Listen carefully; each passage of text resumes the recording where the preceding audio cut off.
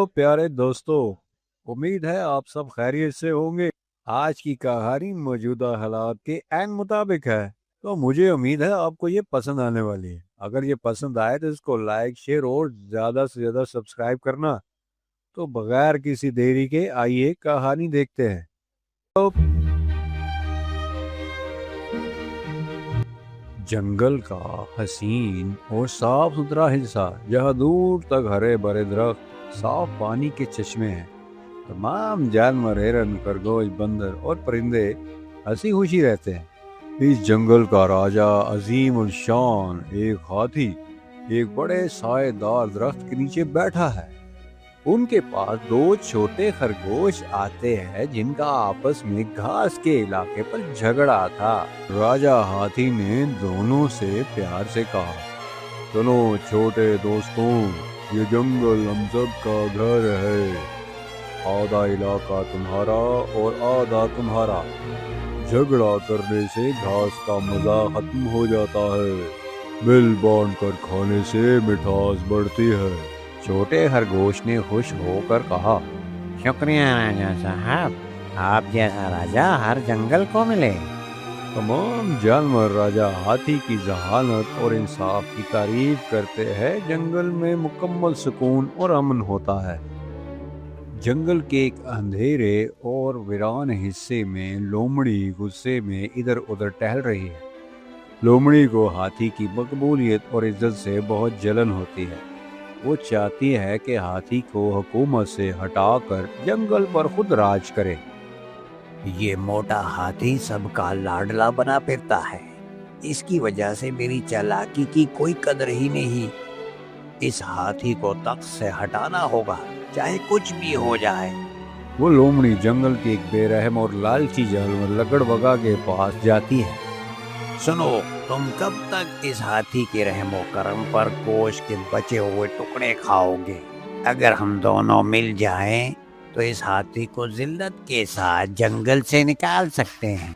लकड़बगा हैरान होकर पूछता है, लेकिन हम ये करेंगे कैसे? हाथी तो बड़ा ताकतवर है और बड़ा मकबूल है।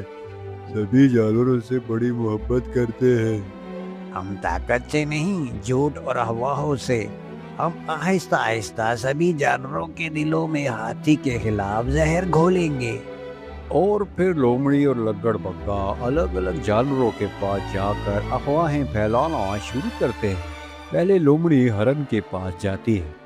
तुम्हें पता है हिरन, हाथी राजा ने अगले महीने से तुम्हारी चरागाहों पर कब्जा करने का मंसूबा बनाया है।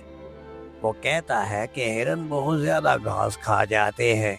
लोमड़ी की बात सुनकर हिरन बोला, लेकिन राजा साहब तो बड़े मेहरबान है, वो ऐसा कैसे कर सकते हैं? जाहिर है, कुछ और दिखाते हैं मगर अंदर से कुछ और है। आगे तुम्हारी मर्जी है। फिर लकड़बग्गा बंदर के पास जाता है। अरे बंदर भाई, राजा साहब ने हुक्म दिया है कि कोई भी बंदर अब मीठा फल नहीं खाएगा। सब फल राजा के महल भेजे जाएंगे। उन दोनों की बातों से आहिस्ता आहिस्ता जंगल के जानवरों में बेचैनी और शक फैलने लगा। दे राजा को जंगल के बदलते हुए माहौल का एहसास होता है। वो देखता है कि सभी जानवर अब उससे मिलने में झिझक महसूस कर रहे हैं। फिर वो अपने सबसे भरोसेमंद जासूस तोते को बुलाता है। मिट्ठू, जंगल में कुछ अजीब सी खामोशी और शक का माहौल है। पता करो कौन हमारे अमन को आग लगाने की कोशिश कर रहा है। मिट्ठू फड़फड़ाते हुए, जी राजा साहब, मैं अभी पूरे जंगल से खबर लाता हूँ, आप फिक्र मत करें। तोता दरख्तों की ऊंची शाहों पर छुप कर लोमड़ी और लकड़बग्गे की हर हरकत पर नजर रखता है। वो उनकी सारी बातें सुन लेता है, जहां वो आने वाले दिनों राजा पर झूठा इल्जाम लगाने की मंसूबाबंदी कर रहे होते हैं। ये खबर लेकर मिट्टू फौरन हाथी राजा के पास पहुंच जाता है। राजा साहब, ये लोमड़ी और लकड़बग्गा की चाल है।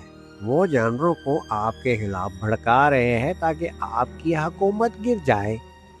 राजा हाथी संजीदगी से, शुक्रिया मेरे दोस्त, अब वक्त आ गया है کہ سچ کو سب کے سامنے لایا جائے بغیر کسی شور شرابے کے۔ جنگل کے ایک میدان میں ہاتھی راجا نے سبھی جانوروں کی ایک بیٹھک بلائی۔ وہاں لومڑی اور لگڑ بگا بھی ایک کونے میں کھڑے ہو کر مسکرا رہے ہوتے ہیں کہ یہ سوچ کر ان کا منصوبہ کامیاب ہو رہا ہے۔ میری پیاری عوام، مجھے خبر ملی ہے کہ ہمارے جنگل میں کچھ جانور یہ سمجھتے ہیں کہ میں ان کا حق مار رہا ہوں۔ لومڑی آگے آتی ہے اور بھولا پن دکھاتے ہوئے بولتی ہے، راجا صاحب، عوام میں ڈر ہے کہ آپ ان کی زمین اور پھل چھین رہے ہیں۔ اگر آپ واقعی انصاف پسند ہے تو اس بات کا جواب دیں۔ ہاتھی راجا نے مسکراتے ہوئے مٹھو کو بلایا۔ طوطے، سب کے سامنے سچ پیش کرو۔ اور پھر طوطا سب کے سامنے وہ ساری باتیں دہرانا شروع کرتا ہے جو اس نے لومڑی اور لگڑ بگے کو کہتے ہوئے سنی تھی کہ وہ افواہیں پھیلائیں گے تاکہ جانور ہاتھی سے نفرت کریں، اور پھر اس کے بعد ہم جنگل پر قبضہ کر کر اپنی منمانی کر سکیں گے۔ ہرن غصے میں، اوے لومڑی، تم نے ہم سے جھوٹ بولا، تم نے ہمارے پرامن جنگل کا سکون برباد کرنے کی کوشش کی ہے۔ لومڑی اور لگڑ بگے کے جھوٹ کا بانڈا پھوٹ گیا۔ ان دونوں نے بھاگنے کی کوشش کی لیکن ریچھ نے ان کا راستہ روک لیا۔ ہاں بھائی، تم کدھر بھاگنے کی کوشش کر رہے ہو؟ اب تمہیں کوئی نہیں بچا سکتا۔ ریچھ نے لومڑی اور لگڑ بگے کی جانب غصے سے دیکھتے ہوئے کہا۔ سبھی جانور لومڑی اور لگڑ بگے پر بہت غصے میں تھے۔ کچھ دیر کے بعد ہاتھی راجا نے فیصلہ سنایا۔ لومڑی اور لگڑ بگے نے جنگل کا امن خراب کرنے کی سازش کی، سبھی جانوروں کو حکومت کے خلاف بھڑکایا۔ اگر تمہیں کوئی مسئلہ تھا تو تمہیں مجھ سے بات کرنی چاہیے تھی، یوں پورے جنگل میں نفرت کے بیج نہیں بونے چاہیے تھے۔ جنگل کے قانون کے مطابق ہماری آنے والی ساری زندگی اب جنگل کے قید خانے میں گزرے گی۔ لومڑی اور لگڑ بگے کو میں عمر قید کی سزا سناتا ہوں۔ اور یوں ہاتھی راجا نے لومڑی اور لگڑ بگے کو جیل کے قید خانے میں ڈالنے کی سزا سنا دی۔ اور پھر ہاتھی راجا نے لومڑی اور لگڑ بگے سے کہا، جھوٹ، مکر اور سازش کسی بھی معاشرے کو تباہ کر سکتے ہیں۔ تم دونوں نے جنگل کے امن کو خراب کرنے اور دوستوں کو آپس میں لڑانے کی کوشش کی ہے، اس کی سزا صرف ایک ہی ہے۔ اور پھر راجا ہاتھی کے حکم پر لومڑی لگڑ بگے کو جنگل کے اس اندھیرے غار کے قید خانے میں ہمیشہ کے لیے بند کر دیا جاتا۔ لومڑی روتے ہوئے، مجھے معاف کر دو راجا صاحب، مجھے معاف کر دو۔ ہمارے انصاف میں نرمی کی کوئی جگہ نہیں ہوتی۔ سازش عام ہو جائے تو اسے ختم کرنا ضروری ہے۔ اب تم اگلی ساری زندگی اس قید خانے میں گزارو گے۔ جنگل میں ایک بار پھر سے خوشیاں لوٹ آتی ہیں۔ سبھی جانور ہاتھی کے گرد جمع ہو کر خوش ہوتے ہیں۔ یاد رکھو ساتھیو، حسد اور سازش کا انجام ہمیشہ ذلت اور تباہی ہوتا ہے۔ جن لوگوں نے بھی ہمارے جنگلستان کے اندر سازش اور حسد کی اور نفرت کے بیج بوئے ہیں، ان کے برے دن شروع ہونے والے ہیں۔ وہ اپنی ساری زندگی اب پچھتاوے میں جئیں گے۔ سچائی اور انصاف کی ہمیشہ جیت ہوتی ہے، اور اچھے رہنما کی ذہانت کے آگے سبھی جھوٹے بے نقاب ہو جاتے ہیں۔